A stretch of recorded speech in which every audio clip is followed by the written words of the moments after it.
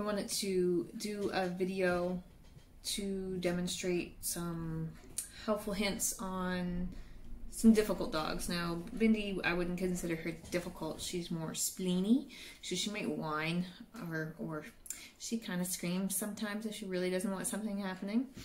But I've had a request about dogs that are difficult and nippy and bitey, and maybe I can give some tips to help you get through some of that stuff.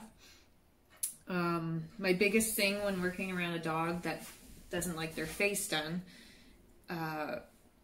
is being able to hold on to their chin. So the chin hair, when I first taught her this, like, she would scream at me holding her chin. So I'm not doing anything other than just holding the hair very lightly and just enough so I can like move her head around. So if I am doing something in and around the eyes,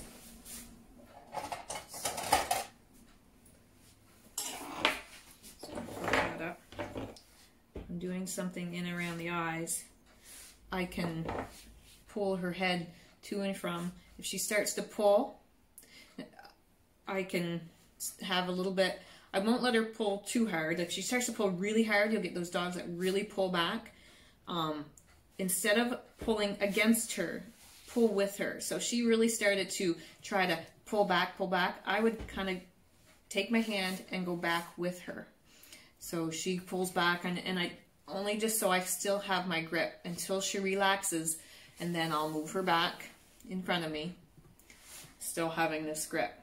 Now, a dog that's bitey, so a lot of Shih Tzus I find hate around their face done. They've got big bulgy eyes, and so when you come in with scissors around their eyes or any kind of clippers, they get frightened because their eyes are sticking way out, and they don't like them being touched or whatnot, and they've got squishy faces. So a lot of Shih Tzus, in all honesty, I've had to wear my glove. So this is my little barbecue glove. This has been in my shop for years. I use it on cats and dogs. It's covered in hair right now. And I use that to help protect my hand. So whatever kind of glove, if you got a work glove, something that might be smaller, but if you got a dog that's trying to bite you while you're holding here, at least you're protected. So this can help alleviate you from reacting, is what the point of this is. You know, we don't want our dog to bite, but if they bite and they realize that there's not going to be any kind of reaction out of you because you're protected, and you might go ow, but you stay there.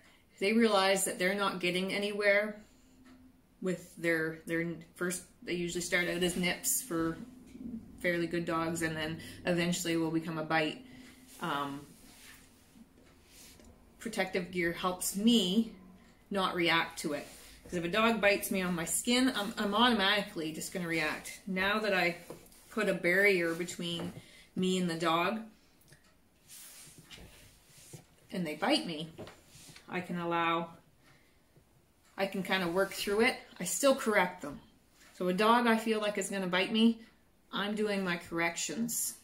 So a no, or a lot of times I use growl noises. So I treat my dog like they're a dog. So another dog correcting another dog would be more of a growl, or something more guttural, I guess would be the term. So when she starts doing something that I don't want her to do, usually it just starts out with something that's quite small. But if they start escalating to where they are going to hurt me or hurt themselves, it might be more of a louder, more abrupt correction. So she's not going to like this. So if she were doing something I didn't like, I go, ah! She's pretty good, so I'm not trying to make her feel like she's doing anything bad.